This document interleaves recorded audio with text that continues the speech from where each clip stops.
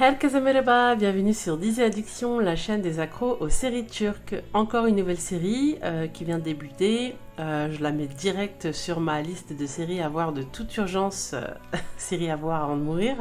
Yabani, c'est une série captivante dont l'univers ressemble très fortement à celui de la série Ateş Kuşları.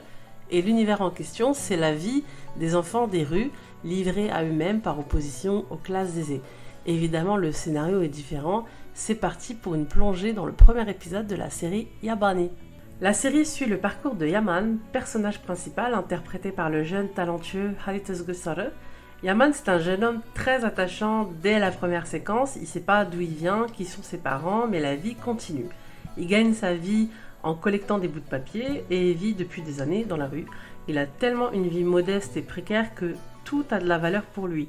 En plus de toujours garder espoir malgré la faim, la pauvreté, il est la gratitude incarnée. On peut le voir à travers cette belle scène dans laquelle il ramasse du pain qu'il bénit. C'est une tradition populaire qui date, de la période sumérienne, dans l'Antiquité, et qui par la suite a été valorisée par la tradition islamique. C'est pourquoi on la retrouve dans beaucoup de cultures dans les pays musulmans. Ramasser la pomme sur le chemin, le pain, même dur, l'embrasser 3 fois et le mettre sur le front. On ne jette rien, la nourriture, le pain, tout ça, c'est tout ce qui est alimentaire, c'est un bienfait de Dieu. Donc jeter, c'est insulter Dieu, même du pain dur. Donc cette scène, en fait, elle montre que c'est quelqu'un qui est dans la gratitude et malgré le fait qu'il est dans la précarité, tout de suite on est attaché à lui. C'est un homme intègre, humain et bon, malgré les difficultés de la vie. Il construit une famille avec Cesur, Ase et Umut, qu'il a croisé dans son enfance. Les 4 compères partagent le même sort, le même train de vie, les mêmes galères, mais sont surtout heureux. En tout cas, ce qu'on remarque dès les premières séquences, c'est qu'en fait on a affaire à 4 jeunes très heureux. Ils se contentent de ce qu'ils ont. Yaman se sent plus que responsable de ce foyer basé sur les liens du cœur et non par les liens du sang. On est vraiment touché par le caractère unique de leurs liens et par un jeu d'acteurs de qualité. On est touché par leur destin, par la manière dont les 4 frères, on va les appeler comme ça, parce qu'ils se considèrent comme une fratrie et non comme des amis. On est touché du coup par la manière dont ils s'accrochent avec optimisme à la vie, même si la vie ne leur a pas fait de cadeau.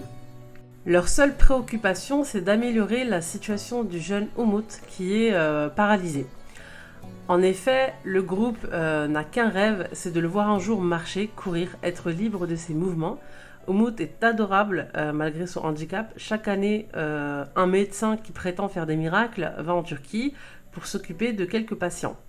Non seulement le nombre de patients est limité, mais il faut aussi payer les frais d'examen, un montant pharaonique pour des pauvres à la vie cabossée.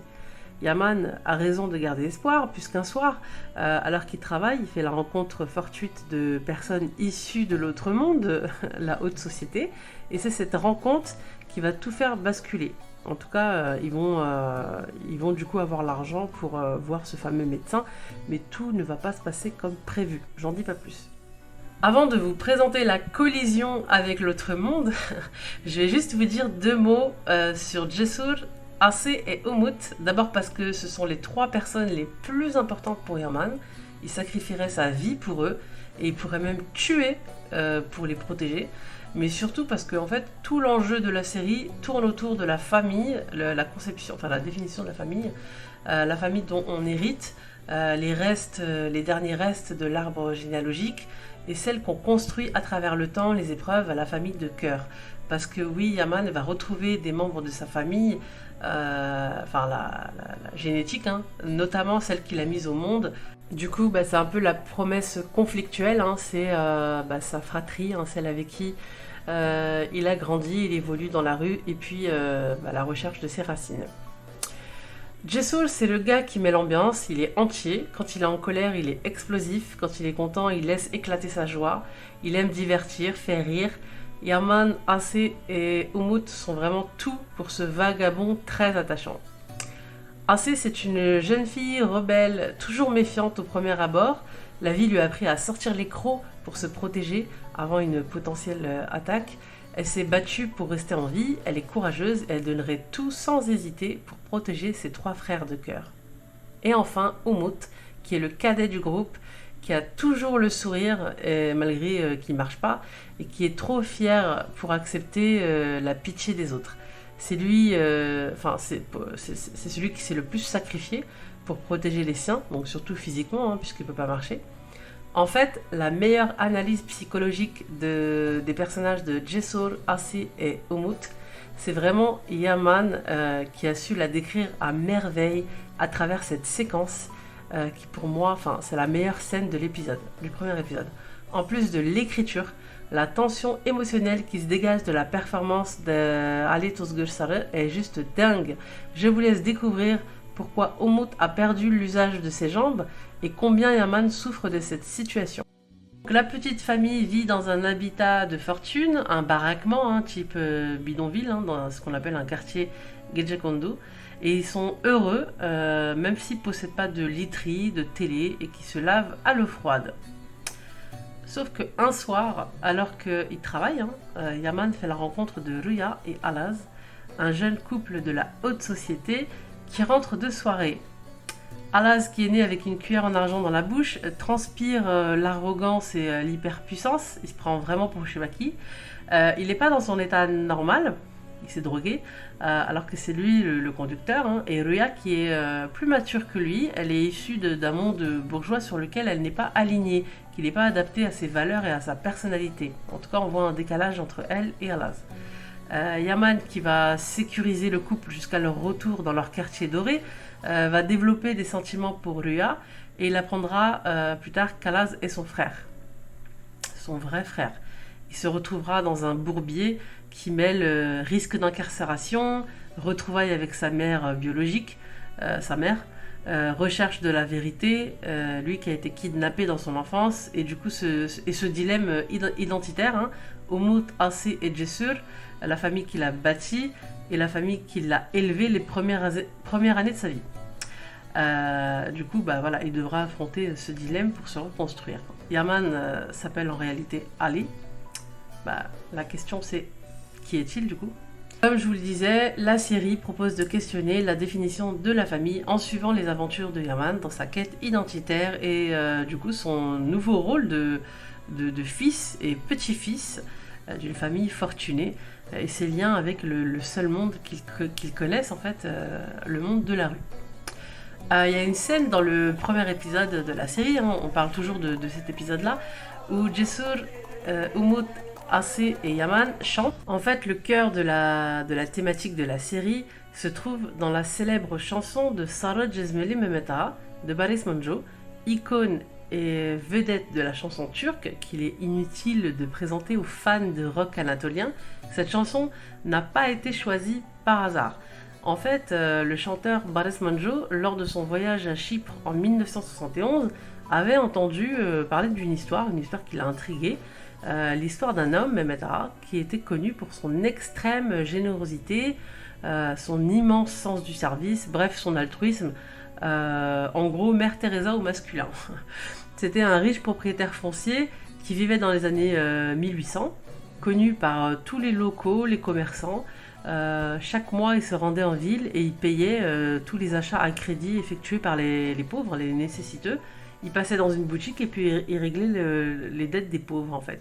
On raconte même qu'il offrait des terres en cadeau à des jeunes couples qui venaient de se marier. Toute sa vie en fait, il œuvrait dans le caritatif. Le chanteur Barış Manço, il a été intrigué par cette histoire. Il a commencé à faire des recherches, déjà pour voir s'il a vraiment existé ce mec. Et à la suite de ses recherches, il a retrouvé les descendants de Mehmet Ağa et il a fait fabriquer une pierre tombale pour rendre hommage aux défunts. Mais il n'a pas fait que ça, en fait, il a surtout écrit une chanson pour que personne n'oublie cet homme. La fameuse chanson Yaz Dostum, qu'on peut écouter du coup dans la série.